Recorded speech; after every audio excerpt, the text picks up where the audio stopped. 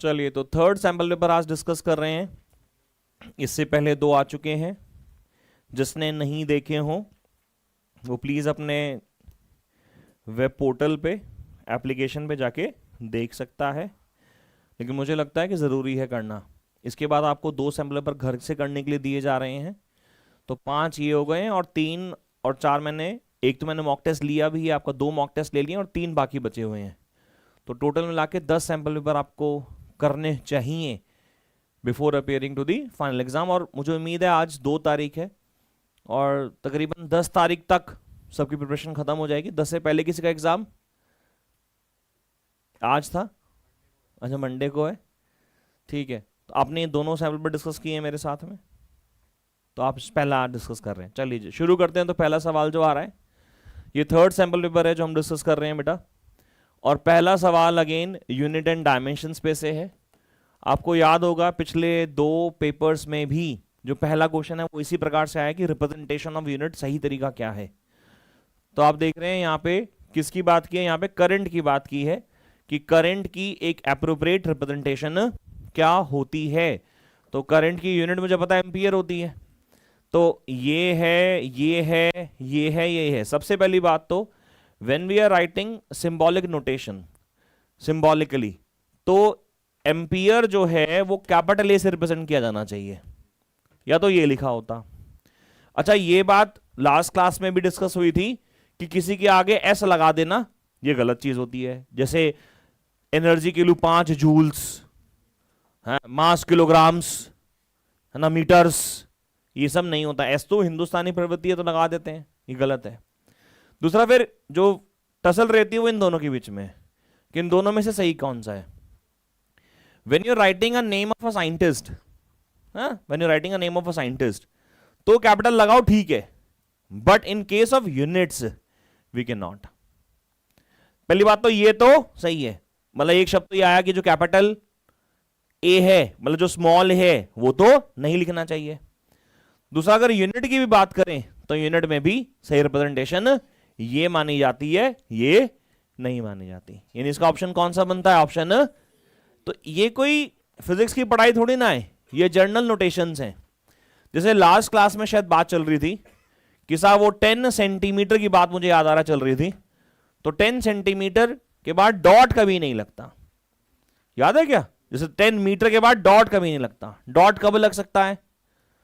जो स्टेटमेंट का एंड हो रहा होता है ना। ये शायद पहले सैंपल पेपर का क्वेश्चन था, दूसरे में भी कुछ ऐसा था, उसमें कैल्विन का था, क्या कैल्विन के साथ डिग्री नहीं लगता। तो इस प्रकार से क्वेश्चन एग्जाम में पूछा जा सकता है।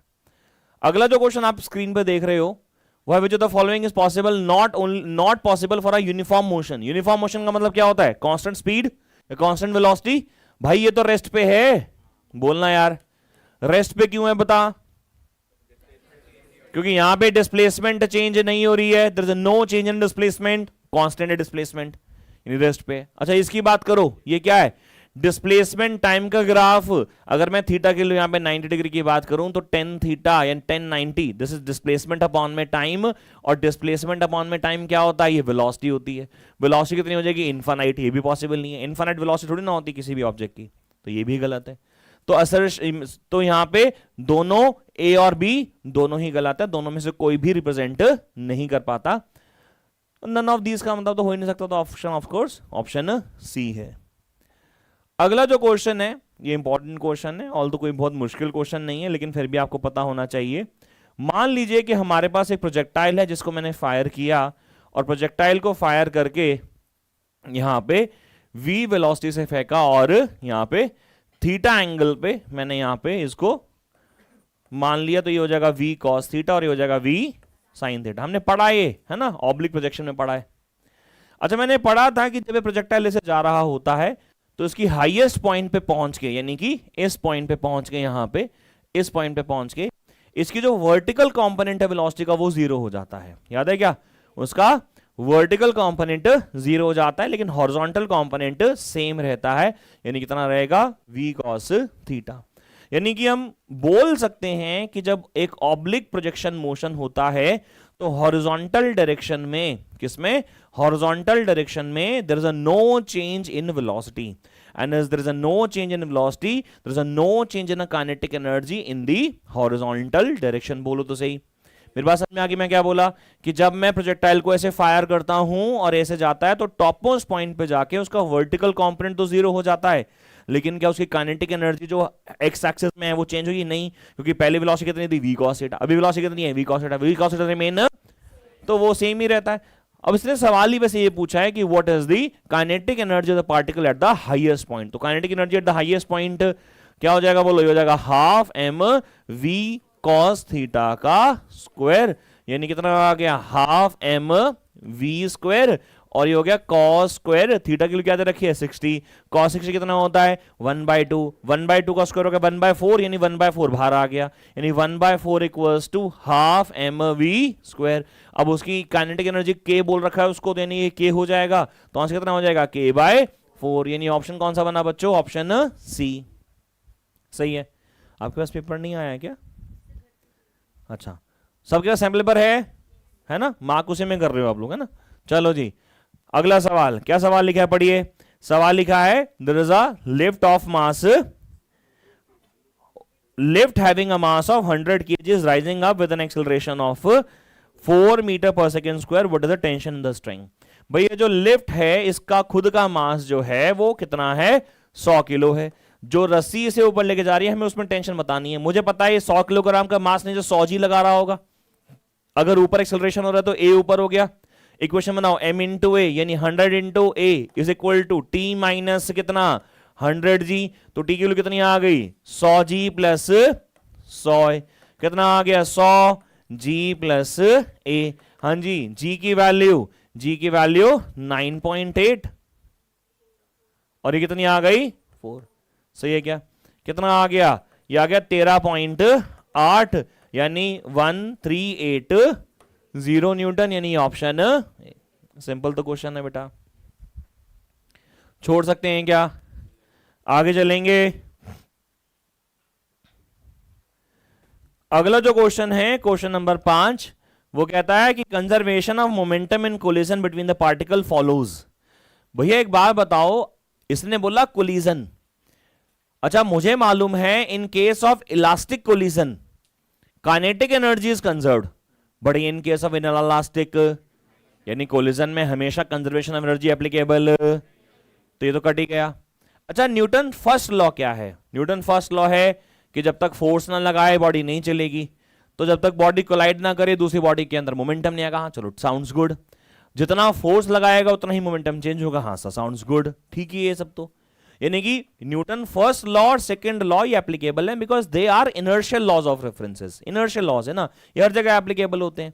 तो कोलिजन हम इनर्शिया के लिए पढ़ रहे थे, है ना, inertial law frame of reference में पढ़ रहे थे, इसलिए बी और सी दोनों ही सही हैं, यानी ऑप्शन डी सही है। समझ में आता है क्या? उसमें लिखा हुआ है Newton's second law and third law both are signified here और फॉलो हो सकते हैं। अगला क्वेश्चन लिखा है बेटा, in the horizontal range of a projectile fired at an angle of 15 degrees 10 and if fired with the same speed at an angle of 30 degree, तो क्या होगा? रेंज का फॉर्मूला बच्चों u square sine 2 theta upon में g होता है। हमने पढ़ा है कि नहीं पढ़ा है? r का formula u square sine 2 theta upon में g होता है।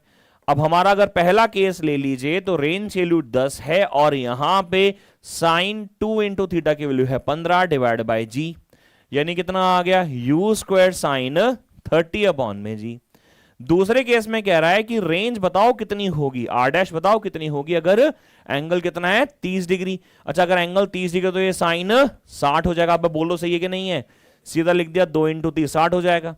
अब अगर मैं इन दोनों को डिवाइड भी कर दूं, बिकॉज हमें r डैश निकालना है, डिवाइड करूंगा तो कितना आएगा r डैश अपॉन में r। देखो कैंसिल होने वाला काट दो, कितना आएगा u स्क्वायर, जी से u स्क्वायर जी कट जाएगा, तो कितना बचेगा? सिर्फ बोलो ना क्या बचेगा? सिर्फ ऊपर बचेगा साइन 60, बोलो डिवाइड पे कितना आएगा? साइन 30। साइन 60 कितना होता है? √3 बटा 2। साइन 30 कितना होता है? 1 बटा 2 यानी कि √3, यानी r डैश कितना आ गया? 10√3 मीटर। r डैश कितना आ गया? 10√3 मीटर, यानी कि ऑप्शन ए सही है।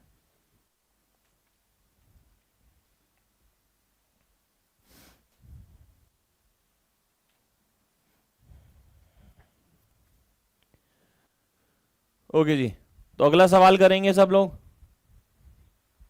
अगला सवाल करें।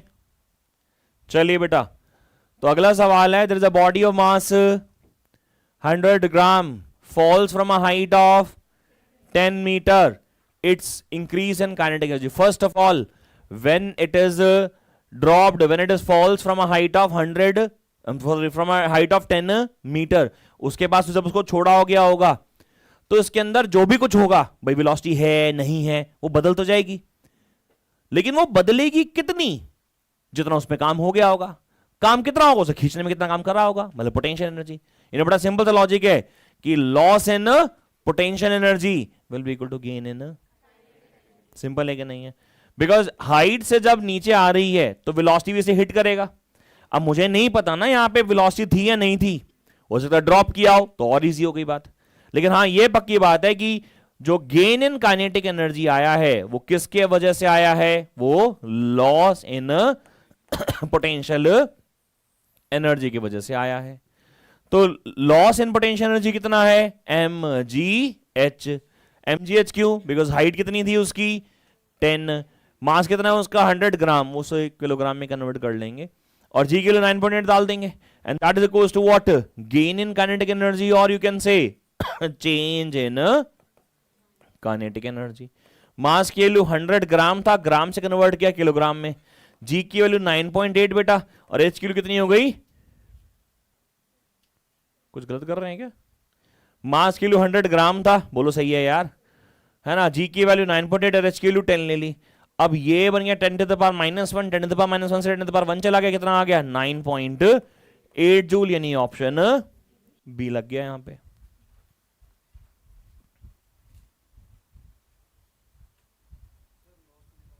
क्या मैं कह रहा हूं, क्या ये लॉस नहीं है, ये जब बॉडी यहां आ जाएगी इसकी पोटेंशियल एनर्जी कितनी हो जाएगी, बोलो ना, पहले यहां पे थी mgh थी, जब यहां आ गई तो 0 होगी, तो लॉस हो गया। सही है, चलेंगे आगे। चलिए जी अगला सवाल।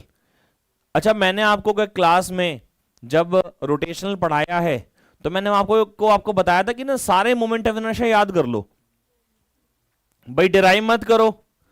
कोई बच्चों ने बोला कि आपने डिराइव भी कराया, तो एग्जाम में स्कूल में तो डिराइव नहीं कराया नोटबुक में, है ना भाई, हो सकता नहीं भी कराया हो लेकिन याद तो सारे कर लो। जैसे आप ही बताओ, रिंग का moment of inertia about an axis passing through the centre perpendicular to the plane is equal to, very good, उन्होंने सही कहा, mr स्क्वायर, mr स्क्वायर। ये जैसे मान लीजिए एक रिंग है, रिंग के सेंटर से जो एक्सिस पास कर रही है उसका मोमेंट ऑफ इनर्शिया कितना है, mr स्क्वायर है कि नहीं। अच्छा आप सिलेंडर की बात करो, सिलेंडर, दो प्रकार के सिलेंडर मैंने पढ़ाए थे, सॉलिड पढ़ाया था और हॉलो पढ़ाया था। आपको याद है सॉलिड सिलेंडर का मोमेंट ऑफ इनर्शिया कितना था, कितना था, टू, सॉलिड सिलेंडर एक था mr स्क्वायर, एक था mr स्क्वायर बाय 2। बताओ हॉलो का कितना और सॉलिड का कितना, हॉलो का mr स्क्वायर और सॉलिड का mr स्क्वायर बाय, इस एक्सिस के अबाउट या तो mr स्क्वायर था या फिर mr स्क्वायर बाय 2 था, डिपेंडिंग अपॉन सॉलिड है या हॉलो है। अच्छा स्फीयर का कितना था, स्फीयर का, स्फीयर का, सॉलिड का 2/5 mr स्क्वायर, हॉलो का 2/3 mr स्क्वायर। डिस्क का मोमेंट ऑफ इनर्शिया कितना था, सेंटर के about passing to the centre perpendicular to the plane, mr square by 2। Rod का कितना था, रॉड का 1/12 ml स्क्वायर और 1/3 ml स्क्वायर। 1/12 कहां से, सेंटर से, 1/3 कहां से, बीबी ऐसे लिप्स नहीं लाने, याद भी करना है, समझ रहे हो तुम, जयदीप नाम, क्या नाम है तुम्हारा, हाँ सही है, याद करने, क्योंकि ये क्वेश्चन इसी पे बेस्ड है यार। देखो क्या क्वेश्चन पढ़ो सारे, क्वेश्चन में है कि स्टेटमेंट बतानी कौन सी ठीक है, सेम मोमेंट ऑफ इनर्शिया किसका है, तो same moment of inertia, moment of inertia of a thin circular ring perpendicular axis to the plane and the moment of inertia of a hollow cylinder. हाँ ठीक है, mr स्क्वायर, ये तो statement पहली ठीक हो गई हमारी। बट चलो दूसरे ऑप्शंस पढ़ तो लेते हैं, काम करते हैं, दूसरे ऑप्शंस पढ़ तो लेते हैं। क्या नाम है आपका, Anshuman, Anshuman, moment of inertia of a thin circular ring of radius r perpendicular to the plane mr square ही है बेटा, और सॉलिड सिलेंडर का कितना है बेटा, mr स्क्वायर बाय, तो ये तो नहीं है सर, ये तो गलत स्टेटमेंट है। सी बताओ, thin circular ring about the same ही चल रहा है, mr²। और सॉलिड स्फीयर का कितना है, 2/5 mr²। ये भी गलत हो गया सर। फिर moment of inertia of solid cylinder, ये हो गया mr²/2। और moment of inertia of hollow cylinder, ये भी नहीं हो सकता। ये मोमेंट ऑफ इनर्शिया अगर याद होंगे तो आपका ऑप्शन हो जाएगा। तो मोमेंट ऑफ इनर्शिया का याद करना जरूरी है सर, हाँ तो सर कर लीजिए प्लीज। डेरिवेशन कराई है स्कूल में, नहीं मैंने तो कराई भी थी डेरिवेशन, मुझे याद आ रहा है।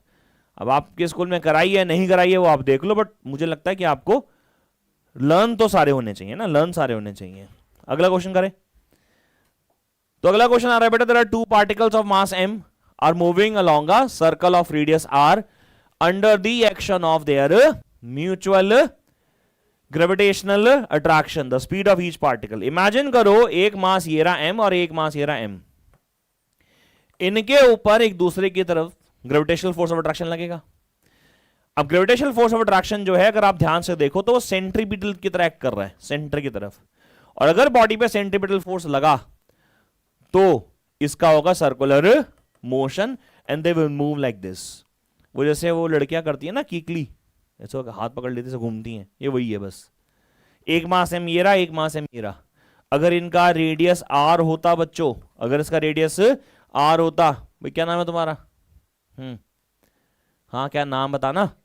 तनिष्क। तनिष्क एक बार बता, अगर इसका मास m है, इसका मास m है और इनका सर्कुलर मोशन हो रहा है, they are moving in a circular motion, तो इनके बीच का जो ग्रेविटेशनल फोर्स है वही से सेंट्रीपिटल फोर्स प्रोवाइड करा रहा है। तो मैं यहां लिख देता हूं कि here gravitational force is providing what, is providing necessary centripetal force, is providing a necessary centripetal force. Therefore F equals to gmm divided by 2r²। 2r क्यों सर? क्योंकि रेडियस r है तो दोनों के बीच का डिस्टेंस तो 2r ही होगा। will be equal to what, m v² upon में r।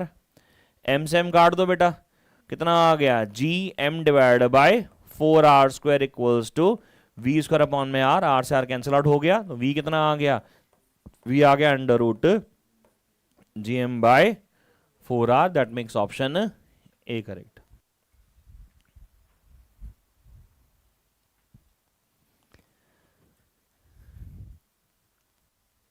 सैंपल पेपर अगले करना बहुत जरूरी है। 2 मैंने मॉक टेस्ट में दे दिए हैं, 3 मैं वैसे ले रहा हूं, 10 पेपर हो गए। उसके बावजूद भी लगता है कि हमें पेपर करना, तो मुझे बता देना, मैं पेपर दिलवा दूंगा। अच्छा आप लोगों के लिए ना मैंने ना माइंड मैप्स बनाए हैं, मतलब अभी शुरू किए हैं, 12वीं के मैं लास्ट ईयर दे चुका था। तो जब आप टेस्ट के लिए आएंगे संडे को तो मैं आप लोगों को माइंड मैप्स दूंगा। माइंड मैप्स क्या है, बेसिकली सारे फॉर्मूलाज एक शीट्स पे लिख दिए हैं। तो मैंने लिख दिए हैं कलरफुल से, आपको ब्लैक एंड वाइट प्रिंट मिलेगा वैसे उसकी PDF आपको मिलेगी फ़ोन के लिए, ताकि आपको फॉर्मूलेज एक जगह आ जाए। और मैं आपको इसलिए दे रहा हूँ ताकि आप कहीं चिपका दें उसको, ताकि आप एग्जाम के ड्यूरेशन में, प्रिपरेशन के ड्यूरेशन में उसको देखते रहें। क्लास में जाके मत चिपका देना स्कूल की। हाँ बेटा, ये थ्योरेटिकल क्वेश्चन है। अब एक दिन की बात है जब हम लोग सॉलिड्स पढ़ा रहे थे, तो सॉलिड पढ़ाते पढ़ाते मैंने आपको पॉइजन रेशो पढ़ाया था, याद है? पॉइजन रेशो का मतलब बता दो बेटा तुम। हाँ कह रहा यार ये क्या पूछ लिया इसने आज। हाँ हाँ, जब लेंथ इंक्रीज करते हैं तो डायमीटर की जो वैल्यू है वायर की वो डिक्रीज हो जाती है। लेंथ का इंक्रीज होना, बेटा आप बताओ, सबवे सर्फर आप सबसे पीछे, हाँ आप बताओ बेटा। नहीं याद नहीं है ना? अच्छा ये बताइए टॉपिक कहीं सुना हुआ है? कहता जहर तो सुना हुआ है पॉइजन रेशो नहीं सुना हुआ। हाँ भाई बता, व्हाट इज लेटरल स्ट्रेन? इसकी मैं घंटा काम है। Delta, what is delta R? Decrease in radius, है ना? वेरी गुड बेटा, आपका नाम क्या है? अनमोल। बहुत अनमोल बात आपने बोल दी है कि जब आप वायर को आप खींचते हो उसकी लेंथ कितनी है, L है। जब आप खींचते हो तो इसकी लेंथ तो बढ़ जाती है डेफिनेटली, लेकिन इसका जो रेडियस है पहले R था, अब थोड़ा डिक्रीज हो गया, तो डिक्रीज मान लीजिए डेल्टा R हो गया। तो चेंज इन रेडियस अपॉन में ओरिजिनल, हम डायमीटर भी बोल सकते हैं बिकॉज 2 से मल्टीप्लाई करोगे तो ऑफ कोर्स डायमीटर बन जाएगा। तो change in radius upon original radius is called as a lateral strain and this should be negative. Why should be negative? Because decrement दिखा रहे हैं। And change in length upon में original length will be called as what?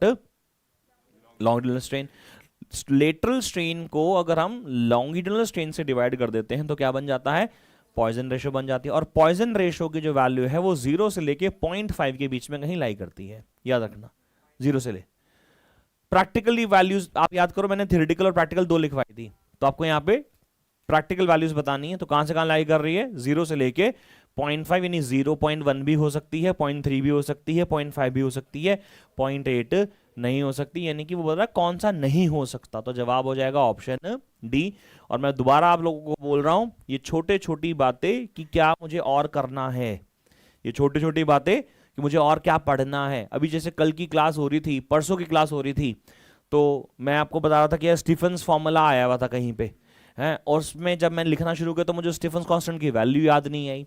तो Stephen constant की value याद करनी है, ये क्या कौन बताएगा? ये मॉक टेस्ट बताएगा, इसलिए मॉक टेस्ट की इंपॉर्टेंस होती है। अब ये सब बच्चों ने टॉपिक पढ़ रखा था मुझे लग रहा है, लेकिन उन्होंने लगा कि ठीक है यार वैल्यू है, या हुई याद या नहीं हुई, तो वो याद करनी है, वो सैंपल पर आपको बताता है, इसलिए जरूरी है बेटा। चलो जी, अगला जो सवाल यहाँ पे आ रहा है बहुत ही इजी सवाल आ रहा है, क्योंकि इसके अंदर बहुत डिटेल में जाने की जरूरत पड़ नहीं रही थी। उसका कारण है कि मोनोएटॉमिक गैसेस जो होती हैं उनका डिग्री ऑफ फ्रीडम एक ही होता है, जबकि डायटॉमिक के अंदर वो रिजिड रोटेटर है या फिर नॉन रिजिड रोटेटर। याद है क्या नहीं भाई? हाँ, जब टेम्परेचर हाई हो जाता है तो उसका डिग्री ऑफ फ्रीडम जो है 1 से बढ़ जाता है, तो वो 5 की जगह वो 7 हो जाता था। याद आ रहा है क्या? Because degree of freedom in case of a monoatomic तो एक ही होता है। बेटा जो मैंने बोला उसे रिपीट कर दे बस।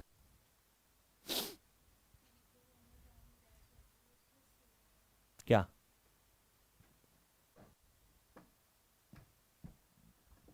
बोलो, क्या बोला मैंने? डिग्री ऑफ फ्रीडम मोनोटॉमिक का कितना होता है ये बताओ? 3 होता है रामखोर डिग्री ऑफ फ्रीडम। डायटॉमिक का कितना होता है? 5 भी होता है, और ये होता है रिजिड रोटेटर का। किसका? रिजिड। और ये होता है नॉन रिजिड। नॉन रिजिड वो होते हैं जो टेम्परेचर बढ़ाने से अपने 2 additional vibrational mode of vibration भी ले आते हैं। बिकॉज आपको याद होगा in case of rigid rotator there only a translational degree of freedom and rotational degree of freedom. 3 translation, 2 rotational. But non rigid के अंदर वो 2 एडिशनल ऐड हो जाते हैं वाइब्रेशनल। तो भाई ठीक है, मोनोटॉमिक का बताओ। अगर मोनोटॉमिक का डिग्री ऑफ फ्रीडम 3 है तो गामा का फॉर्मूला 1 + 2/f। ये तो लास्ट सैंपल पर में भी कराया था यार, है ना, जहां पे वो गामा की वैल्यू दे रखी थी। मैंने कहा था हो सकता है ना भी दे रखी हो, ठीक है बेटा। तो डिग्री ऑफ फ्रीडम की वैल्यू कितनी है? 3 है। कितना आएगा? 1 + 2/3 यानी कि 5/3, यानी 5/3 सिर्फ इसी ऑप्शन में है। तो ऑफ कोर्स यही आंसर होने वाला है, बिकॉज इसका जो सेकंड पार्ट है वो निकालने की जरूरत पड़ नहीं रही है, बिकॉज वो क्या है? रिजिड डायटॉमिक गैस है। रिजिड का डिग्री ऑफ फ्रीडम कितना है? 5 होता है, यानी 1 + 2/5 यानी कि 7/5 वेरीफाई हो गया, निकालने की जरूरत थी नहीं, आंसर सी ही आएगा। बिकॉज 9/7, 9/5, 5/3, 3/5 यानी ऑप्शन सिर्फ सी लगना था। आंसर खत्म हो गया। बोलो हाँ या ना। अगला जो क्वेश्चन बच्चों आ रहा है वो बड़ा सिंपल सा है, आप लोगों को सबको आंसर पता है इसका? पता है कि नहीं पता है? आंसर बताओ कौन सा मार्क करना है इसका?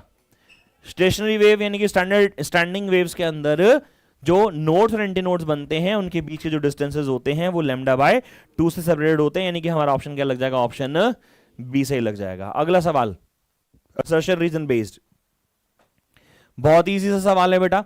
असर्शन रीजन के ड्रिल्स आपको पता है। अच्छा मैं आपको, क्योंकि आखिरी क्लास है, क्योंकि हम लोग और भी बातें करने वाले हैं, तो मैं दोबारा से बता दूं आज कि असर्शन रीजन के क्वेश्चन करने का जो सबसे सही तरीका है। क्योंकि कई बार क्या होता है, असर्शन पढ़ते हो आपको रीजन पढ़ते हो आपको लगता है हाँ यार सही तो है, रिलेट कर रहा है कि नहीं कर रहा है। देखो सबसे पहले ना असर्शन और रीजन को ना अलग अलग स्टेटमेंट की फॉर्म में सोचा करो। असर्शन पढ़ा, रीजन पढ़ा, दोनों सही हैं, बट जो रीजन है क्या वो उसके क्यों का जवाब दे रहा है कि भाई ऐसा इसलिए हो रहा है? अगर दे रहा है तो ए, नहीं तो बी, और फिर गलत सलत है तो सी और डी। बोलो। तो जैसे यहां पे क्या लिखा हुआ है? यहां लिखा हुआ है projectile is projected at an angle of theta and then at 90 minus theta keeping velocity same in both case ranges will be, सही है सर, रेंज सेम होती है। और उसका कारण क्या है? उसका कारण है उसके आर का फॉर्मूले का ऐसा होना, बिकॉज आर का फॉर्मूला होता था you square sine 2 theta upon में जी, सही है कि नहीं? अगर ये फॉर्मूला लिखा होता, जो कि यहां पे नहीं लिखा है, इसका मतलब यहां पे रीजन तो गलत ही है, लेकिन अगर इसकी जगह फॉर्मूला लिखा होता R is equal to u square sine 2 theta upon में जी, तो मैं बोलता असर्शन भी ठीक है, रीजन भी ठीक है, और रीजन एक्सप्लेन कर रहा है, बिकॉज आपको याद होगा कि हमने थीटा और 90 माइनस थीटा के लिए रेंज सेम होती है, वो इसी से तो प्रूव किया था यार। तो फिर असर्शन भी ठीक होता, रीजन भी ठीक होता, और उसे एक्सप्लेन कर रहा होता, यानी हमारा ऑप्शन ए लगता। खैर अभी तो ये गलत ही है, इसलिए ऑप्शन सी लगाने वाला हूं। सही है क्या बेटा? दीदी आपका नाम क्या है? किरण, हिरल, ओके सॉरी। वो कहां गया वो घड़ी वाला हमारा लड़का? वो गोयल साहब कहां है? तेरा भाई है वो? दोस्त है? वो भाई बहन पढ़ते थे ना? पेपर चल रहे हैं, शुरू होने वाले, तुम्हारे नहीं हो रहे? उनका कब है? 20 से? उनके 5 से। कर लो, उतार ले जाओ, आखिरी क्लास आज ले जाओ। क्या पंखा बंद करना है? बंद करो ना। दीदी ठंड लग रही है भाई को, क्या कर रही है तू? बस, और कुछ करना तो कर लो, एक एसी वेसी चलाना तो चला दो, चलाना। सही में मैं तो ऐसे चलाऊं, पीछे का चला देता हूँ वाला। हाँ, हरामखोर बैठा वहां है और यहां किसी दिलवा रहा है। Area under the velocity time graph gives acceleration, wrong. Velocity time graph का स्लोप बोलते, स्लोप एक्सेलरेशन मिलता, असर्शन गलत है। अब असर्शन गलत है तो रीजन गलत ही होगा, बिकॉज ये ऑप्शन होता है assertion and reason both are false. फिर भी पढ़ लेते हैं क्या लिखा है। The position time graph an object moving with a constant acceleration is straight line parallel to time axis। अरे नहीं भाई, अगर ये पोजीशन टाइम ग्राफ का ऐसा स्ट्रेट लाइन बन जाए तो यानी पोजीशन चेंज ही नहीं हो रही है, नहीं ये किस पे होगा? रेस्ट पे। तो ये भी क्या है? वो तो मैं कह रहा था ना, असर्शन गलत है तो रीजन तो पक्का गलत हो गई होगा। तो ये मतलब टाइम खराब करने वाली बात है ना, अननेसेसरी। चलो अगला सवाल, क्वेश्चन नंबर 15। भाई साहब ये गलत दिखा है, देखो, because p square equal to 2mk होता था, के इक्वल टू पी स्क्वायर था ना, ये गलत है ना, सी होगा ना इसका आंसर, है ना? फिर भी सॉल्व कर लेते हैं, चलो। Kinetic energy of a body of mass 2 kilogram and momentum 2 newton is 1 joule. हाँ जी, मास की वैल्यू 2 किलोग्राम, मोमेंटम की वैल्यू 2 न्यूटन सेकेंड, जिसकी वैल्यू mv होती है, यानी 2 is equal to 2 into v, यानी वी कितना आ गया? 1 मीटर पर सेकेंड। बोलो तो सही यार। देयरफॉर काइनेटिक का फॉर्मूला कितना आ गया? Half mv square, half m की वैल्यू 2, v की वैल्यू 1 का स्क्वायर, यानी कितना आ गया? 1। सर अगर एग्जाम में कुछ ऐसा हो तो निकाल के देखें, वेरीफाई करें। बिल्कुल भी नहीं भाई, जब तेरे को पता चल गया कि तेरा ये गलत है, नहीं तो करना तो पड़ेगा, क्योंकि सी भी तो हो सकता है। सही है क्या? वो उस वाले में एप्लीकेबल था, पिछले वाले में, इसमें नहीं है।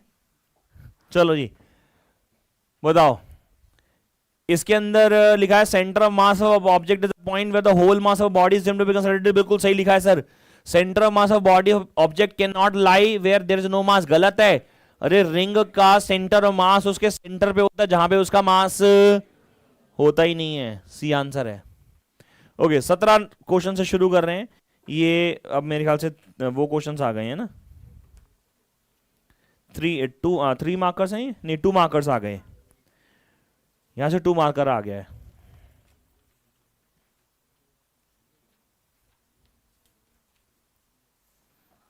ओके, तो सवाल यहां पे लिखा है कि circular motion possible at a constant speed और एट अ कांस्टेंट वेलोसिटी। देखो कांस्टेंट वेलोसिटी फॉर एग्जांपल हुआ तो इसका मतलब है उसकी डायरेक्शन ही चेंज नहीं होगी।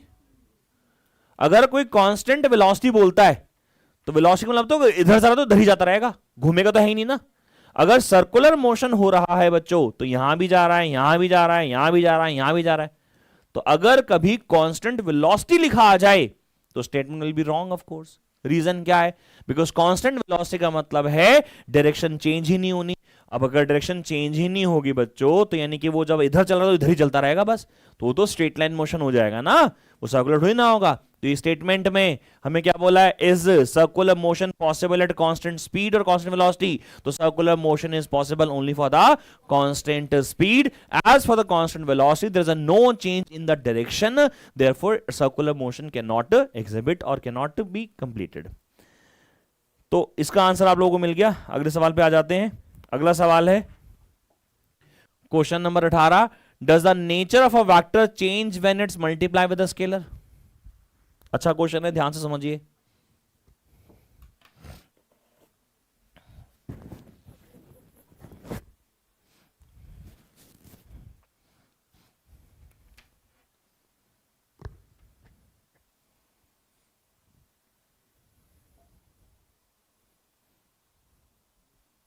किसी वेक्टर, क्या लिखा है? Does the nature of a vector, nature कभी बदल सकता है क्या?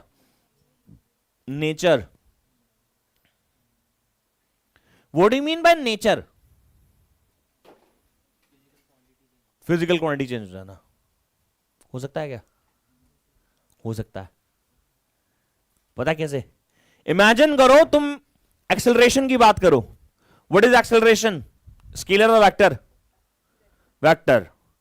When acceleration is a multiply with a scalar mass, when acceleration is multiplied with a scalar quantity like mass, it becomes a force. तो acceleration से क्या बन गया? नेचर बदल गया ना।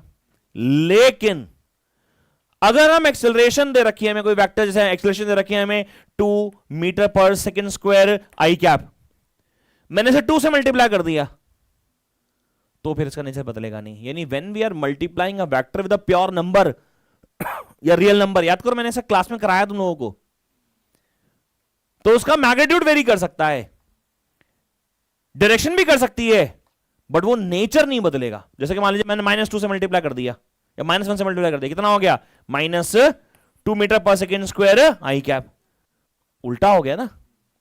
बट क्या वो उसका नेचर मतलब क्या वो फिजिकल क्वांटिटी बदल गई? नहीं सर, यहां नहीं बदली, यहां बदली। हां, यानी इसके 2 आंसर होंगे क्या? पहला कि when a vector is multiply with a number, pure number, its nature remains same, however magnitude and direction can be changed.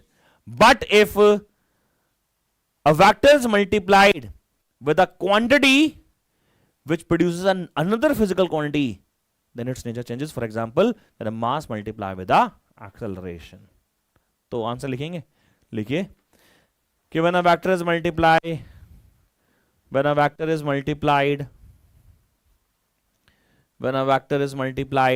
a pure number,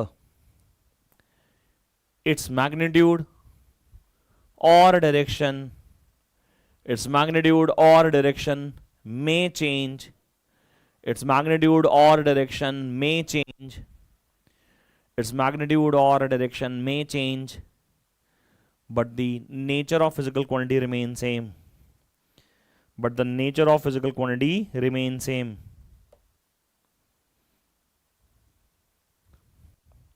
Nature of physical quantity remain same. However, para बदल के लिखना है इसको। However,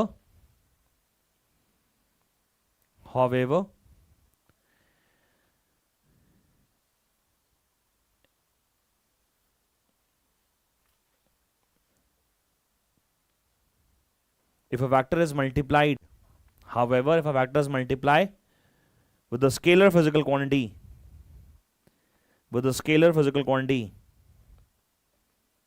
the nature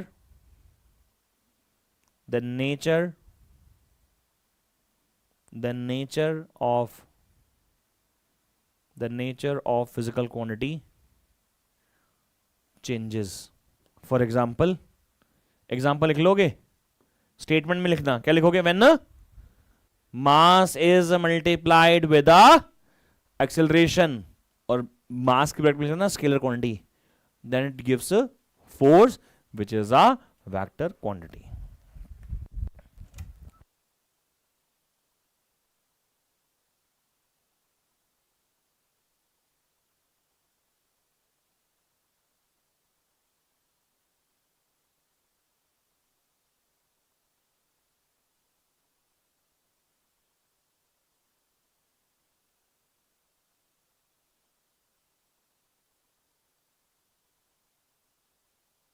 चल सकते हैं आगे, चलें?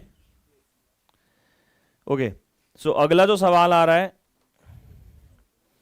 वो आ रहा है, what is Kepler's heliocentric theory. ना हीलियोसेंट्रिक का नाम नहीं पता एक्चुअली हमें, और मैं जैसे बताऊंगा हीलियो का मतलब क्या होता है, हीलियो का मतलब सन होता है, सन सेंट्रिक। बताओ कौन सा लॉ है? First law. हीलियो ना एस्ट्रोनॉमिकल नेम है सन का, तो heliocentric when we are assuming sun to be at the centre, however we all know the law of orbit says every planet revolves around sun in an elliptical orbit, assuming sun to be it's one of its foci. पर नाम जो है ना बेटा ये बड़े कमाल के होते हैं। तो हीलियोसेंट्रिक इसलिए नाम बताया कि आप लोग उसको याद कर लें कि हीलियोसेंट्रिक का मतलब सन सेंट्रिक होता है। तो ऑफ कोर्स इसमें किसकी बात करनी है? इसमें कैपलर्स फर्स्ट लॉ की बात करनी है। तो कैपलर्स फर्स्ट लॉ को हम लोग लॉ ऑफ ऑर्बिट भी बोलते हैं। तो जब भी अगर ये क्वेश्चन आपको एग्जाम में आए तो पूरा प्रॉपर डायग्राम आप बनाकर आएंगे कि साहब सन जो है वो यहाँ पे भी हो सकता है और यहाँ पे भी हो सकता है, and this planet is revolving. और ज्यादा भावुकता में बह के फर्स्ट लॉ के साथ साथ सेकंड और थर्ड लॉ मत बताया ना, 2 नंबर का क्वेश्चन है, इससे ज्यादा इसको नहीं डिस्कस करना, ठीक है ना? ओके, अगला क्वेश्चन जो है थोड़ा फिजिकल सा है, आप लोगों को सिर्फ छोटा सा कॉन्सेप्ट यहाँ पे लगाना है। सवाल है, why is the speed of a reel wind in a tornado is alarmingly high. वो जब टोर्नाडो आता है, तुमने देखा होगा, हिंदुस्तान में तो खैर नहीं आता, हमारी कंडीशंस ऐसी हैं, ज्योमेट्रिकल कंडीशंस, लेकिन हाँ जब वो घूमता है तो टोर्नाडो समझ में तो आता है ना, ऐसे घूमता है वो, तो ऐसे घूमता है तो प्रॉब्लम क्या होती है? मतलब उसके चपेट में अगर गाड़ी भी है ना, गाड़ी भी घूमने शुरू हो जाती है। ऐसा क्या मतलब, अगर तुम और मैं चले जाए उसके अंदर क्या होगा बताओ? तो हम ऐसे ऐसे घूमेंगे, मतलब ऐसे से घूमेंगे का मतलब मजा तो आएगा नहीं, है ना, कुछ हो ही जाएगा। ऐसा हो क्यों रहा है? ऐसा ऐसे घूम क्यों रहा है? रीजन है, व्हिरलविंड जब ऐसे घूमती है ना, तो कोई भी कॉन्सेप्ट अगर हम लोग समझे सेंट्रीपिटल फोर्सेस पे लग रहा होगा डेफिनेटली, जिसकी वजह से सारी की सारा जो सिस्टम है वो सेंट्रिक होने की कोशिश करेगी, जिसकी वजह से उस पूरे टोर्नेडो का जो मूवमेंट ऑफ इनर्शिया है वो क्या करेगा? कम होना शुरू कर देगा, बिकॉज पार्टिकल जो एक्सेल रोटेशन के टोर्नेडो कुछ ऐसा दिखता है, बोला ऐसे ही होता है क्या? तो it is actually towards the centre, और जब ये घूम रहा है तो इसका मोमेंट ऑफ इनर्शिया क्या हो रहा है? कम या ज्यादा? और जब मोमेंट ऑफ इनर्शिया ज्यादा होगा, जब मोमेंट ऑफ इनर्शिया ज्यादा होगा, सॉरी मोमेंट ऑफ इनर्शिया कम होगा, ओमेगा क्या होगा? ये कहां से आया? Law of conservation of angular momentum से। तो when why the speed of a wheel is alarmingly high?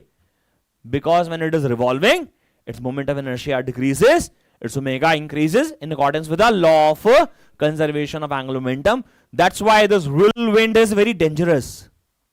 वैसे तो कितना सुहाना सा मौसम ना, ऐसे बादल में हवा से घूम रही है, कितना अच्छा लग रहा है, बट टोर्नेडो में बहुत ज्यादा हो जाती है। क्यों? बिकॉज वो सेंट्रिक हो जाती है। तुमने देखा होगा वैसे मूवीज में कि टोर्नेडो आता है और वैसे थोड़ी सी जगह होती है जरा सी ऐसे, नहीं? चलो जी, देखा है, कह रहे हमने तो देखा है, आप बताओ। Show that, 3 नंबर का है क्या? नहीं, 2 का ही है। Show that in a SHM the acceleration is directly proportional to displacement at a given instant. अरे तो इजी क्वेश्चन है, तो डेरिवेशन है, क्या नाम है? रिया, बता Riya. Acceleration is directly proportional to displacement, यानी A equal to minus omega square y, यानी A proportional to minus y। याद रहेगा क्या? इसे डेरिवेशन करना। कैसे डेरिवेशन करोगे? y is equal to a sin omega t ले लेना, उसको डिफरेंशिएट करना, वेलोसिटी निकालना, वेलोसिटी डिफरेंशिएट करना, एक्सेलरेशन निकालना, सॉल्व हो जाएगा। अगला है अ वेसल इज प्लेस्ड। अरे वो मैंने तुम्हें जब ऑर्गन फेप पढ़ा रहा था ना, तो मैं तुम्हें बता रहा था कि बाल्टी रख के चले जाओ नल के नीचे, बाल्टी रख के चले जाओ नल के नीचे, ऐसे बाल्टी खोलो, एक तो अजीब सी आवाज आती है, पहले तो भरना शुरू हुआ है, पहले आवाज तो होती है कि भरना शुरू हुआ है, और फिर एकदम हम शक्तिमान की तरह भागते हुए जाते हैं और एकदम से टैप बंद कर देते हैं और पानी एकदम ऊपर तक आ गया होता है। तुम्हारे साथ नहीं हुआ कभी क्या? नहीं? तुम्हें पता चल जाता है ना कि बाल्टी भरने वाली है, रीजन बताओ? क्योंकि उसमें जो साउंड की जो फ्रीक्वेंसी आती है वो श्रिल्ड सी होती है, श्रिल्ड सी वॉइस होती है वो, बड़ी उसका कारण है ये बाल्टी है, तुम सोच लो बेटा, तुम तो नहाते भी नहीं, तुम्हें पता नहीं होगा वैसे। नहीं मजाक कर रहे हैं, इतने स्मार्ट ऐसे थोड़ी ना हो। शाहरुख खान आया हमारा, शाहरुख खान आज, शाहरुख खान हाँ हाँ बड़ी सी। तो मान लीजिए बाल्टी में पानी यहां तक भरा हुआ है, तो जो एयर कॉलम है, एयर कॉलम, ये बच गया एयर कॉलम हवा वाला। अब जब इसमें से साउंड प्रोड्यूस हो रहे हैं, यहां पे साउंड वेव्स आएंगी, अब वो चाहे वो फर्स्ट हार्मोनिक मोड हो, सेकंड हार्मोनिक मोड हो, जो भी फ्रीक्वेंसी डेवलप होगी वो इसके लेंथ के इनवर्सली प्रोपोर्शनल होगी, हाँ या ना। भाई आप फंडामेंटल फ्रीक्वेंसी की बात करो, क्लोज ऑर्गन पाइप में वी अपॉन में 2L या 4L, 2L या 4L, आगे चेंज करके 4L, 4L। चलो एक काम करते हैं, कंफ्यूजन हटाते हैं। Lambda is equal to 4L upon में 2n-1 था, याद करो। n की वैल्यू 1 पुट करी, fundamental first node, lambda 1 equal कितना आ गया, 4L आ गया। फ्रीक्वेंसी का फॉर्मूला कितना आ गया, v अपॉन में 4L। बोलो सही है कि नहीं है? यानी कि लेंथ जो है इनवर्स प्रोपोर्शनल है। अब चाहे सेकंड नॉर्मल मोड की बात करो, थर्ड नॉर्मल मोड की बात करो, फोर्थ नॉर्मल मोड की बात करो, फ्रीक्वेंसी की वैल्यू इनवर्सली प्रोपोर्शनल टू क्या होगी बच्चों, लेंथ चेंज होगी। हाँ, जितना पानी भरता जाएगा, जितना पानी भरता जाएगा, length of air column starts, ए बोलो ना, लेंथ क्या करेगी, बढ़ेगी घटेगी? पानी पहले यहां तक था, पानी यहां तक है, अब इतने अंदर वाइब्रेशन होगी, फिर कहां तक भरेगा, फिर इसमें वाइब्रेशन होगी, लेंथ घट रही है, फ्रीक्वेंसी बढ़ेगी। फ्रीक्वेंसी जब किसी चीज की बढ़ती है ना, तो वो चीख सी नजर आती है, श्रिलिंग बोलते हैं उसको, चीखना। कि मम्मी से पूछ रहे, मम्मी क्या हो गया, ऐसे करती है ना। सॉरी मम्मी, इतनी गजब होती हैं। अब तो खैर मेरी मम्मी चीखती नहीं है, बुढ़ापा थोड़ा सा आता है तो आदमी सोचता ना कि यार छोड़ो यार क्या बोलना। हर माँ बोलती है मरने भी नहीं देते। कौन रोक रहा है? नहीं मजाक कर रहा हूं। श्रिल्ड आवाज जो है घर में सुनाई देती है, या फिर छोटे छोटे बच्चे हों, मेरी आंख से ची ची ची, मैं तो कमरा बंद करता हूं, मैं भाड़ में जाओ साले, किसने पैदा किए हैं ये? लगता है हमारी है यार, shit. A vessel is placed below the water tap. We can estimate the height of a water level reached in the vessel from distance simply by listening the. So मैं क्या आंसर लिखवा रहा हूं? आंसर लिखो, एक काम करो, answer लिखो। वैसे आंसर लिखा हुआ है बट लिखे होगे क्या? या पढ़ लेते हैं, सोल्यूशन तो तुम्हारे पास है, अंडरलाइन कर लेंगे, कुछ इंपॉर्टेंट लगेगा तो बस, है ना। ये कहाँ है, कौन सा पेज नंबर है? पेज नंबर तो है ही नहीं। कौन सा क्वेश्चन है ये? हाँ 21 का। और क्या मस्त आंसर लिखा है,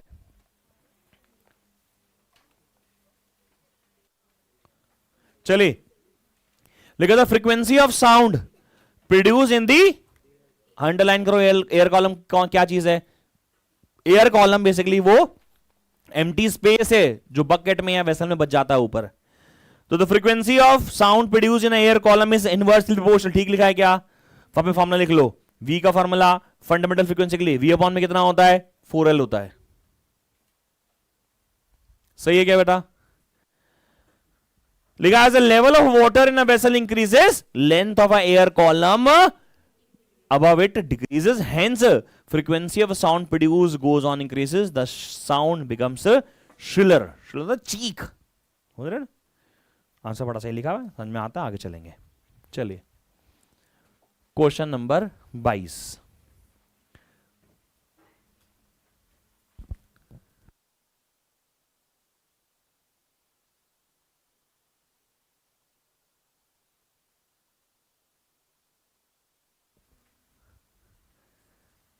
जी तो क्वेश्चन कर रहे हैं, give position time graph of object with negative velocity moving with positive velocity and at rest. Simple question है यार।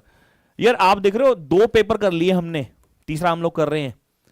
तीनों पेपर में कहीं ना कहीं क्वेश्चन ऐसा रहा कि ग्राफ बनाओ, ग्राफ बनाओ।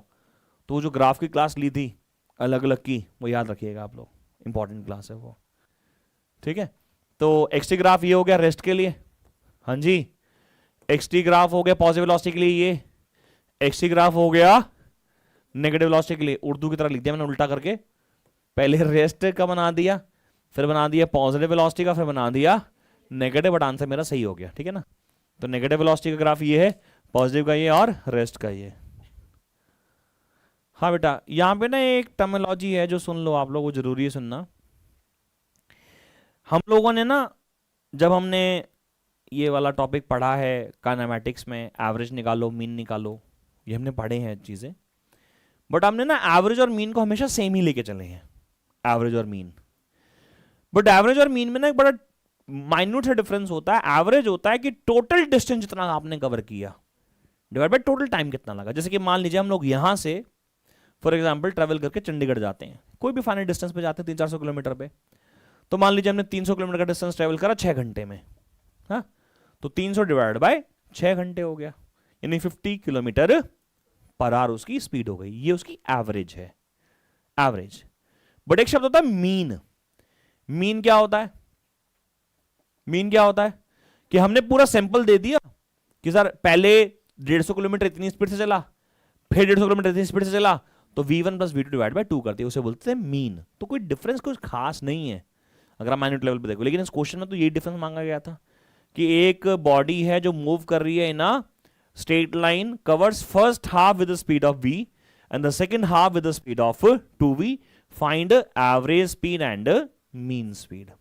तो जब आप एवरेज स्पीड निकालोगे, मीन स्पीड निकालोगे, वो इजी है निकालना, वो क्या होगा v plus 2v divide by 2, यानी कितना आएगा 3 डिवाइड बाय 2, ये तो मीन आ गया। बट एवरेज के लिए हमें क्या करना पड़ेगा, हमें टोटल डिस्टेंस निकालना पड़ेगा। जैसे अगर हम लोग बात करें पूरी जर्नी मान लीजिए x डिस्टेंस की है, तो आधी कितनी होगी x बाय 2 की, यहां वेलोसिटी कितनी होगी v, यहां वेलोसिटी कितनी होगी 2v, बोलो सही है कि नहीं।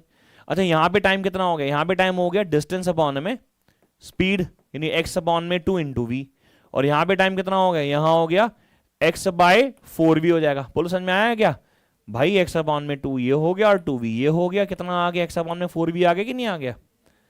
अच्छा अगर मैं बोलूंगा बताओ एवरेज स्पीड का फॉर्मूला क्या बनेगा, तो एवरेज स्पीड का फॉर्मूला बनेगा बेटा total distance covered divided by total time taken, total time taken. हाँ जी बेटा, टोटल डिस्टेंस कवर्ड कितना है x by 2 plus x by 2, और टोटल टाइम कितना है x अपॉन में 2v प्लस x अपॉन में 4v।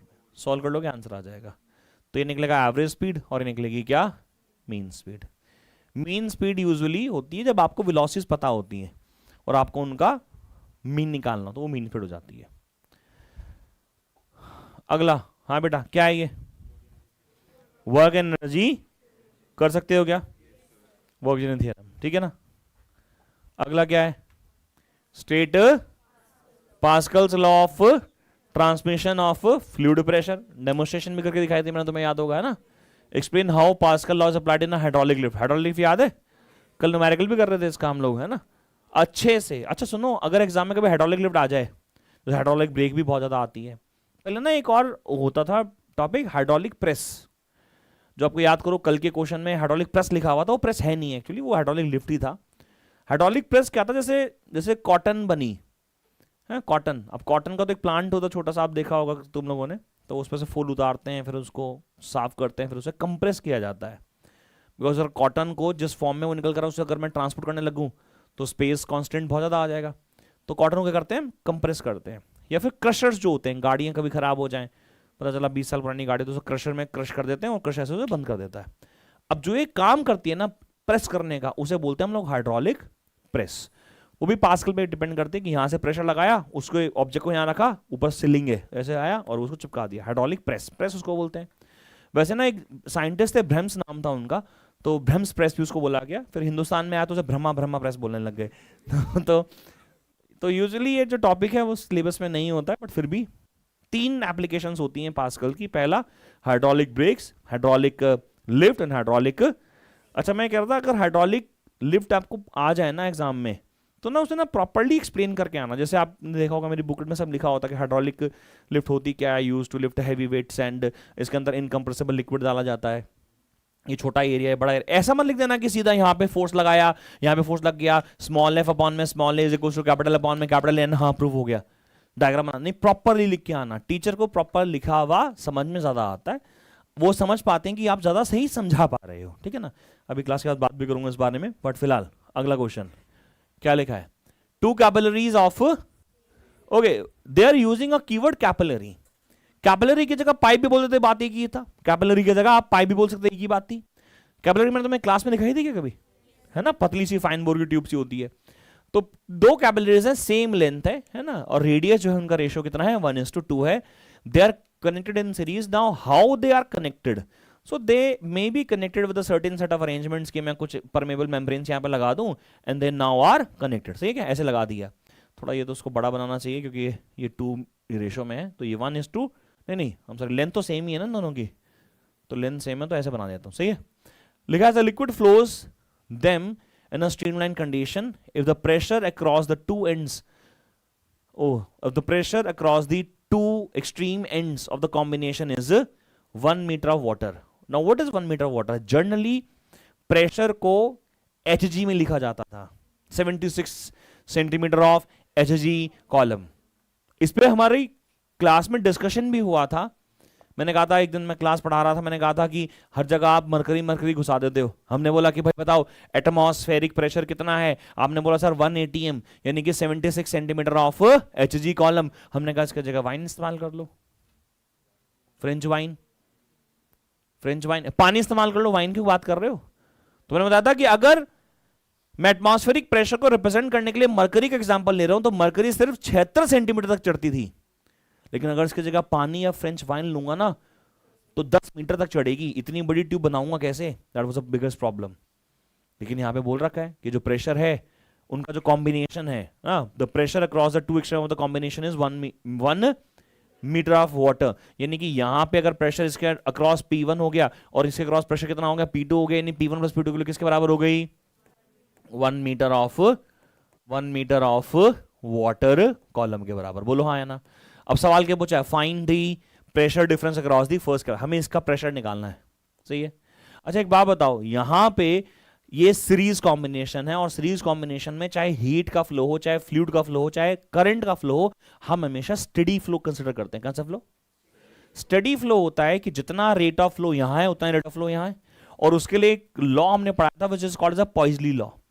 पॉइजली याद है कि rate of flow of a liquid यानी volume of a liquid per second is equal to what, P R की पावर 4 π/8 यहां पे आएगा आगे ईटा एल। याद आ रहा है फॉर्मूला, ये पॉइजली था। What is this Q stands for, this Q stands for a volume of a liquid per unit, volume of liquid per unit time.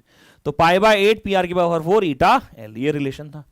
अब मुझे मालूम है कि स्टडी अगर फ्लो की हम लोग कंसिडर करें तो स्टडी फ्लो के लिए π/8 P1 R1 की पावर 4 ईटा एल, दोनों का सेम है, ईटा दोनों का same, because liquid same flow करेगा, will be equal to what, π/8 P2 R2 की पावर 4 ईटा एल। π/8 से π/2 कट 8 कट गया, ईटा एल से ईटा एल काट दिया, कितना आ गया, P1 R1 की power 4 equals to P2 R2 की पावर 4। तो P1 इज इक्वल टू कितना आ गया, P2 R2 अपॉन में R1 की power 4। No R1 is to R2 की वैल्यू रखिए 1:2, यानी कितना आ गया 2:1, यानी P2 इज इक्वल टू आ गया 4 नहीं सॉरी 16 हो गया ना ये तो। अबे 2:1 की पावर 4 हो गया ना, 2 दूनी 4 दूनी 8 दूनी 16, कितना हो गया 16 टाइम्स ऑफ, तो P1 कितना आ गया 16 टाइम्स ऑफ P2। अगर P1 16 टाइम्स ऑफ P2 है और यहां में अगर इसकी वैल्यू अगर मैं डाल दूं फॉर एग्जांपल, तो क्या बनेगा, ये बन जाएगा P1 plus 16 P2 is equals to 1 metre of H2O column, है ना, यानी कि 17, ये P1 नहीं गलत लिख दिया मैंने, है ना, मैंने 16 P2 लिखना चाहिए था, तो मुझे लाना तो P1 है ना, तो P1 की जगह आ गया P1 अपॉन में 16, तो कितना आ गया 17 अपॉन में 16 P1 is equals to 1 metre of water column, यानी P1 कितना आ गया 16/17 मीटर ऑफ वाटर कॉलम। ये मेरा आंसर आएगा, ठीक है ना। तो वैसे तो यूजुअली किस में लिखते हैं हम, हमेशा मरकरी के टर्म्स में, बट यहां किस में लिख रहे हैं, इन टर्म्स ऑफ वाटर। आगे चल सकते हैं क्या, कोई लाइव क्लास में किसी को दिक्कत, कोई आगे चलें बेटा। आप लोगों के पास स्लाइड्स आती हैं क्लास की, आ रही है ना, ठीक है, ये भी आ जाएगी, कोई नहीं। हाँ जी, सवाल पढ़ें, क्या लिखा है? What is indicator diagram, what is important? Indicator diagram जो होता है इंडिकेट करता है, पीवी डायग्राम भी हो सकता है, पीटी भी हो सकता है। इंपॉर्टेंस क्या है? अलग अलग है। पीवी डायग्राम अगर आपके पास आ गया, अगर आप उसका वर्क डन निकालना चाहते हो तो क्या निकाल दो उससे? एरिया निकाल दो। याद है नहीं है? पीवी डायग्राम का अपने एरिया निकाला था, क्या निकला था? वर्क डन निकला था ना। What is the relation between heat energy, work done and change in internal energy?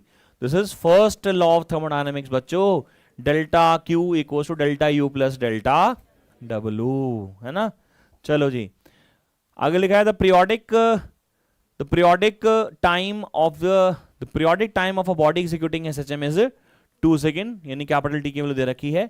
After how much interval from T equals to 0 its displacement becomes half of the amplitude. बड़ा simple सा question है।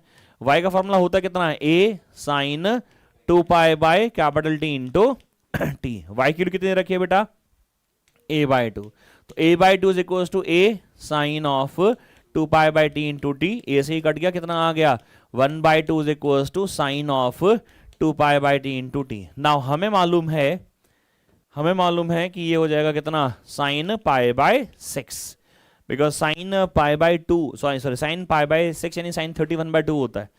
तो 1/2 की जगह क्या लिख लिया? Sign pi by 6 लिख लिया, is equal to sine of 2 pi by capital T into T. Sine से साइड कंपेयर हो गया, पाई बाय 6 से क्वेश्चन कितना आ गया? 2 pi by T into T. T pi से पाई काट दिया, और टी की वैल्यू रखी हमें कितनी? 2, तो 2 से 2 काट दिया। टी की वैल्यू कितनी आ गई? 1/6 सेकंड। तो 1/6 मेरा आंसर आ जाएगा। सही है। आगे लिखा है can a motion be periodic but not oscillatory? If yes give an example, if not explain why. अगर कोई पीरियोडिक है बट नॉट ऑसिलेटरी, हो सकता है हाँ। अरे मतलब revolution of earth around sun, moon around earth, watch के हैंड जो होते हैं उन सबके क्या होते हैं? पीरियोडिक होते हैं। Explain the factors on which pitch of a tuning fork depends. अच्छा वैसे ये क्वेश्चन सिलेबस का नहीं है, लेकिन फिर भी सुन लो। ट्यूनिंग फॉर्क देखे थे मेरे पास आप लोगों ने? उनमें ट्यूनिंग फॉर्क में ना सबका ना साइज अलग अलग था, अगर आपको याद हो। अब पता नहीं हमने नोटिस किया कि नहीं है। अभी यहाँ पे है क्या? नहीं है, चलो आपने देखा तो है मेरी क्लास में।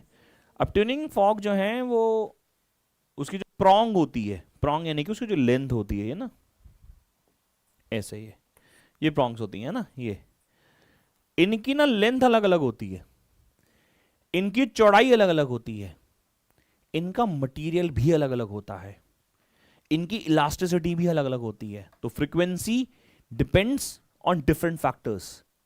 लेंथ ऑफ द प्रॉन्ग कितना है, उसकी विड्थ ऑफ अ प्रॉन्ग कितनी है, वो किस मटेरियल का बनाया गया है, उसकी कितनी इलास्टिसिटी है, वो अलग अलग फ्रीक्वेंसी डिसाइड करता है। आपके सोल्यूशन में, आपके पास जो सोल्यूशन है उसमें इसके बारे में बहुत डिटेल में लिखा हुआ है कि जो फ्रीक्वेंसी है वो inversely proportional to L square है। जाना जरा सोल्यूशन पे जाओ, क्वेश्चन नंबर 28 के सोल्यूशन पे जाओ।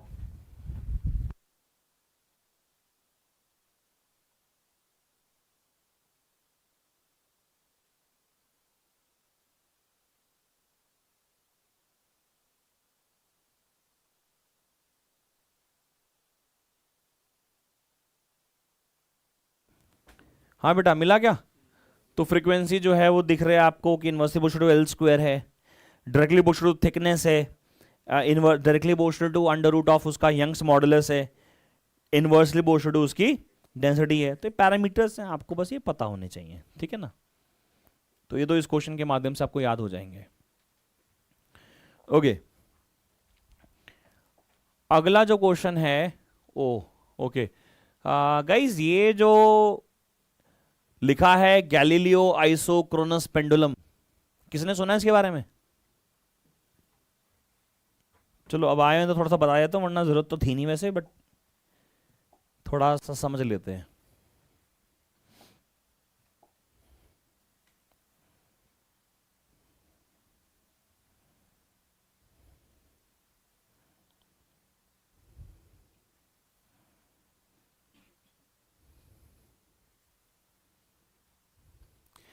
ये तुम लोगों को पेंडुलम क्लॉक के बारे में सबको नॉलेज है ही।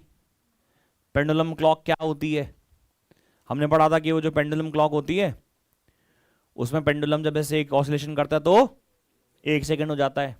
गोयल साहब ने फोटो भी भेजी थी, गोयल साहब आज हमारे बीच में उपस्थित नहीं है। नहीं, नहीं रहे, नहीं है, कह रहे उपस्थित नहीं है बोल रहा, साले पागल हो गया। तो ये जो पेंडुलम क्लॉक का आविष्कार कह लो या इसके जननी कह लो, वो थे क्रिस्टन हाइगन्स। एक साइंटिस्ट है, उनका नाम है क्रिस्टन हाइगन्स। मतलब क्योंकि पेंडुलम पढ़ रहे हैं तो थोड़ा सा नाम सुन लो। और वो कंपाउंड पेंडुलम्स होते हैं, बार पेंडुलम्स नहीं होते, बट जो ओरिजिनेशन है वो दिया उन्होंने। मुझे यहां तक याद है कि 1656 में उन्होंने कौन नाम बताया? क्रिस्टन हाइगन। इनका आप रे ऑप्टिक्स में भी नाम सुनोगे, वेव ऑप्टिक्स में नाम सुनोगे अगले साल जब 12वीं करोगे आप लोग। तो क्रिस्टन हाइगन्स ने बताया कि पेंडुलम से, ऑसिलेशन से टाइम कैसे मेजर किया जाता है। और तकरीबन 250 सालों तक, 250 कह रहा हूं, 250 का मतलब हो गया 1656 यानी 1650 लगा लो, से लेकर 250 कितना हो गया? 1900। 1930 के बाद क्लॉक्स बनना शुरू हुई, जो क्वार्ट्ज क्लॉक बनी। आपको पता होगा जो सबसे पुरानी क्लॉक थी वो क्वार्ट्ज के नाम से आती थी, द क्वार्ट्ज क्लॉक। 1930 में उसका आविष्कार हुआ, फिर वो मैकेनिकल क्लॉक्स पे काम करने लगे। तो सबसे पहले जो नाम जब भी लिया जाएगा, गैलीलियो का नाम लिया जाएगा। और जो मैं आपको बता रहा हूं वो आइसोक्रोनस पेंडुलम, वो क्या था? मान लीजिए कि ये रेफरेंस लेवल है, 0 है, ये 0 है, ये 10 मीटर है, ये सेंटीमीटर है, कुछ भी 20 सेंटीमीटर है, ये 30 सेंटीमीटर है, ये 40 है, ये 50 है, ये 60 है, एंड सो ऑन।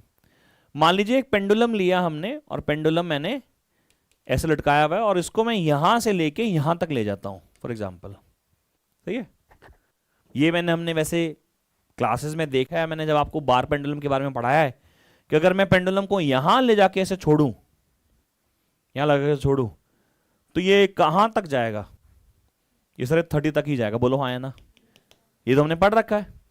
ये जो मैंने पढ़ाया है तुम्हें, ये मैंने गैलीलियो के आइसोक्रोनस पेंडुलम से ही पढ़ाया है। नाम नहीं बताया था, बट आज बताना पड़ रहा है क्योंकि वो पैराग्राफ में नाम लिखा हुआ आ गया है। ये पेंडुलम ऐसा था। फिर उन्होंने बोला कि यार अगर मैं मान लीजिए यहां पे इस पेंडुलम को जोड़ा हुआ है, बीच में कोई बग ला दूं, बग मतलब कोई कील लगा दूं, बीच में ऐसे कील लगा दूं, कील समझ रहे हो कि पीछे इसमें गाड़ दूं कील बोर्ड में, मतलब समझ रहे हो, ऐसे बोर्ड में ऐसे कील गाड़ दी। अब अगर पेंडुलम छोड़ा यहां पे तो कहां तक जाएगा? क्या 30 तक जा पाएगा? जी हां, इसे बोलते हैं आइसोक्रोनस, हर जगह सेम। उसका कारण है, जब ये यहां था इसके पास कुछ ना कुछ पोटेंशियल एनर्जी थी। बोलो हाँ या ना? यहां से यहां आ गया, सारी की सारी एनर्जी, पोटेंशियल एनर्जी काइनेटिक में कन्वर्ट हो गई। अब काइनेटिक जब तक वापस पोटेंशियल में कन्वर्ट नहीं होगी तब तक कंजर्वेशन नहीं लगेगा। तो वापस कहां तक जानी चाहिए? वो 30 तक। लेकिन जाएगी कैसे? वो ऐसे पहुंचेगी यहां तक, यहां अटक जाएगी, और आधा पोर्शन फिर यहां जाएगा। समझ में आ रहा है क्या? इसे बोलता है आइसोक्रोनस, यानी कि चाहे कुछ भी हो जाए, कंजर्वेशन ऑफ एनर्जी की वजह से जितनी हाइट उसने अचीव करी थी, बीच में कील भी लगा दी। अब तो मेरी फीलिंग समझ पा रहे हो क्या? पेंडुलम ऐसे था तो पहले तो आराम से ऐसे पूरा पूरा जा रहा था, लेकिन क्योंकि बीच में कील लग गई तो ऐसे जाएगा, फिर आगे थोड़ा सा ऐसे मूव कर जाएगा। बात समझ में आती है क्या? That is following law of conservation. खैर, पैराग्राफ्स के क्वेश्चन से मुझे आपको ये सीख देनी है कि पैराग्राफ, ये तो सैंपल पेपर का है तो थोड़ा सा मुश्किल भी लग रहा है, इसके क्वेश्चन भी मुश्किल लग सकते हैं, बट पैराग्राफ आपके स्कूल में जो भी आएंगे बहुत इजी आएंगे। और इसका जो सेकंड पैराग्राफ का क्वेश्चन है वो बहुत इंपॉर्टेंट है, वो मैंने आपको क्लास में करा रखा है, बट फिलहाल इस क्वेश्चन को हम लोग कर लेते हैं। तो उसने बोला कि भाई who discovered the time period of pendulum? तो आंसर था पहले सब वो गैलीलियो ही थे। अच्छा सर, ये पाइथागोरस कौन थे?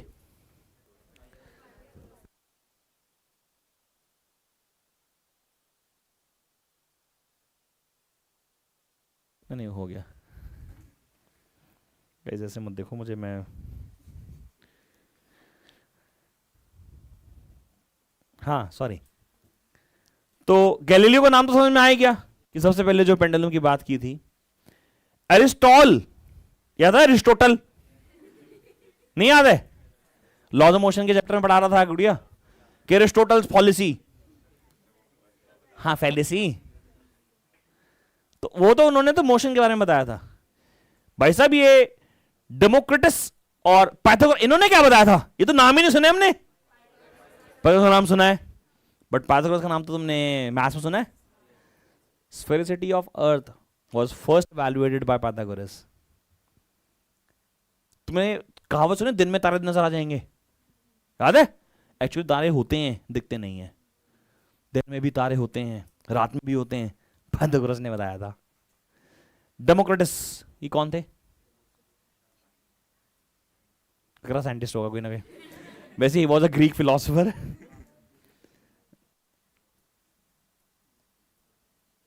क्या बोला? He was a Greek philosopher. ये थे भी बहुत पुराने यार, जे थॉमसन के टाइम पे और रदरफोर्ड के टाइम पे थे। एंड हाँ, he gave a concept of atom कि every solid is made of small atoms. तुम नाम सुना है ये स्टेटमेंट, सुनिए कहीं? एवरी मटेरियल और molecule is made of different amounts of atoms, different number of atoms. सुना है क्या? ये डेमोक्रेटस के नाम से थी। नाम पता थे, मतलब मैंने इसलिए नाम बताए तुम्हें कि थोड़ा सा पता रहे, वैसे कोई काम की बात थी नहीं ये। हाँ जी, ये बड़ी बकवास बात है। In the beginning of 16th century, Galileo used his pulse to measure the time. Actually, Galileo observed the time period of pendulum. Galileo observed the time period of a pendulum. अभी मैंने बताया isochronous does not vary with the size of a swing. बीच में क्या लगा दिया तुमने एक, हाँ, जो भी कील को ठोक दी उसे कोई फर्क, because it is following law of conservation of. First reliable pendulum clock was demonstrated by Christiaan Huygens. 250 सालों तक हम इस्तेमाल करते रहे हैं। इमेजिन करो तुम अभी से 100-150 साल पहले पैदा हुए होते तो तुम घड़ी ऐसे नहीं देख रहे होते, तुम घड़ी देख घंटा से घूम रहा है। वॉच क्लॉक कैसी होती थी? वो जमीन पे रखी जाती थी, गोयल साहब ने भेजी तो थी, तुमने दिखाई? मैंने, गूगल कर लेना। ये बेकार क्वेश्चन है, छोड़ो, इतना नहीं डीप में जाना। ये क्वेश्चन देखो जरा, ये पढ़ा है क्या? एनसीईआरटी क्वेश्चन है बेबीज, एनसीईआरटी। याद करो, पीवी बाई टी और प्रेशर ग्राफ, डॉट ग्राफ ऐसे बना, आइडियलिटी। बहुत बढ़िया बच्चों, ये ग्राफ किसका था बेटा? आइडियलिटी का। अब एक बात बताओ तुम, अगर मैं बात करूं कि मैं टेम्परेचर बढ़ाता हूं तो यू मूव टुवर्ड्स आइडियलिटी और मूव अवे फ्रॉम आइडियलिटी। रामखोर, कौन बोला ये? इमेजिन कर तूने टेम्परेचर बढ़ाया तो मॉलिक्यूलर अट्रैक्शन बिल्कुल कम हो जाएगा ना, दैट इज आइडियलिटी। तो टेम्परेचर T1 और T2 में से कौन ज्यादा है बोल? Because this graph is towards the ideality, T1 must be greater. हाँ जी बताओ, सिग्निफाई, ये डायग्राम में डॉटेड लाइन क्या रिप्रेजेंट कर रही है? Ideal gas behaviour. T1 T2 में से ज्यादा कौन? T1 ज्यादा। याद है, पढ़ा रखा है यार क्वेश्चन लोगों को एनसीईआरटी का। रुक जाइए, क्या दीदी? कुछ नहीं। ये जो फिगर है ना बेटा, ये 1 × 10⁻³ किलोग्राम, यानी कि 1 ग्राम ऑक्सीजन का है। सही है गाइस, पे अटेंशन। ये ग्राफ में यहां पे पीवी बाई टी है बेटा, स्ट्रेट लाइन है बेटा। पीवी बाई टी किसके बराबर होता है? इसने बोला आर के, यहां गलती हो गई। अगर मैं बोलूं पीवी बाई टी किसे रिप्रेजेंट करता है और आप बोल दो वो आर है, तो आर तो सर ये होती है, तो क्या इसका आंसर सही होगा? नहीं, PV by T actually NR. ये क्वेश्चन कराया है क्लास में यार, वो एनआर के बराबर होता है। और नंबर ऑफ मोल्स, बिकॉज 1 ग्राम मास है और 32 उसका मॉलिक्यूलर मास होगा, इनटू 8.314 हो जाएगा। बोलो तो सही, तो आंसर आएगा ऑप्शन बी सही। समझ में आया क्या? PV by T is not R, it is NR. वो पहले बोल देता कि अगर 1 मोल है तो फिर तो आंसर ये हो जाता। अभी आंसर कितना है? ये है। अब अगला क्वेश्चन से अगला क्या पूछा कि यार वो हाइड्रोजन इस्तेमाल कर लो उसकी जगह, क्या इस्तेमाल कर लो तो क्या होगा? जैसे कि ये वाला क्वेश्चन है इसका, हाइड्रोजन इस्तेमाल कर लो, ये तो आसान है ऊपर वाला, तो मैं इसकी बात कर रहा हूं। अगर हाइड्रोजन इस्तेमाल कर लूं उसकी जगह, हाइड्रोजन गैस, तो क्या होगा? तो साहब वो PV by T is equal to NR, तो सेम ही रहेगा बेटा, है ना। ये हो गया 1/4 होता है क्या मॉलिक्यूलर मास ऑफ हाइड्रोजन? 4 ही होगा ना। इसने वैसे 2.02 mu दे रखा, बट मैं 4 ले रहा हूं उसको। बोलो, इंटू 8.314, 2 के आसपास जो आंसर है वो आंसर है, 2 ही आंसर होगा फिर, है ना। ये मेरा आंसर हो जाएगा। अच्छा सुनो, ये वाला क्वेश्चन में मैं छोड़ दिया, relation between Boltzmann constant and universal constant क्या आर अपॉन में एन ए कितना होता, के बी होता था, याद है? गैस कांस्टेंट अपॉन में Avogadro constant, Avogadro number equal to Boltzmann constant. तो ये आंसर सही लग रहा है, बोलो। ऐसा क्वेश्चन एग्जाम में आएगा बेटा, है ना। अब वो जो गैलीलियो आइसोक्रोनस पेंडुलम है वो तो खैर बड़ी लीक से हटकर बात हो गई, लेकिन इस प्रकार का क्वेश्चन एग्जाम में बनेगा। अरे 4.04 लेंगे ना भाई। हाँ बेटा, नल वेक्टर पता, ये 5 नंबर क्वेश्चन नहीं आएगा, ये तो बकवास भरा रखा है। नल वेक्टर पूछेगा जैसे 5 नंबर क्वेश्चन में। हाँ ये पूछ सकता है, first law of motion is law of inertia, ये भी क्यों पूछेगा यार। State and prove impulse is equal to momentum, पता है, impulse equal to change in momentum. What is conservative forces पता है, गिगोनिश्वर नो वर्क मालूम है। Relation between torque and moment of inertia, tau is equals to I alpha. हाँ बेटा, excess pressure inside liquid drop, so bubble inside air, पढ़ा रखा है। Liquid drop spherical in shape surface tension की वजह से। Why cloud floats in sky, यार होता क्या है कि जो ये जो क्लाउड है ये पानी से बना हुआ है। वाओ बड़ी चीज इंपॉर्टेंट चीज, क्लाउड जो है वो पानी से बना हुआ होता है, वो वाटर ड्रॉपलेट्स और डस्ट पार्टिकल से बना होता है एक्चुअली। अब मान लीजिए एक डस्ट पार्टिकल हवा में है, हवा में है, तो वो नीचे आना चाहता है, तो क्या आप उसकी टर्मिनल वेलोसिटी का फॉर्मूला बता सकते हो? 2/9 r square rho minus sigma into g divide by eta. बोलो now what is this drop? This is a water drop, water droplet है। अच्छा जो क्लाउड्स हैं उसके अंदर और बहुत सारे डस्ट पार्टिकल्स होते हैं सर, पानी तो है नहीं उसके अंदर, वेपर्स भी होते हैं, वेपर से जाके तो कंडेंस होके ऊपर वो क्लाउड बना रहे होते हैं, फिर वो बारिश हो जाती है, ऐसे तो होता है। क्लाउड कैसे बनता है? क्लाउड कैसे बनता है? वेपर बनता है, वेपर जाता है ऊपर। अच्छा ऊपर क्यों जाता है बताओ?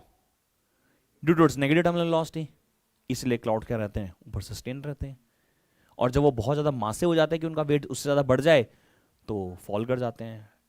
Give two similarity and dissimilarity between friction and viscosity, बता देंगे यार। वैसे अगर आपको याद हो विस्कोसिटी ही लिक्विड फ्रिक्शन भी होता है, सही है। तो यार पढ़ लियो यार थ्योरी, वैसे तो काम का क्वेश्चन नहीं है, फिर भी रीड कर लेना उसको एक बार।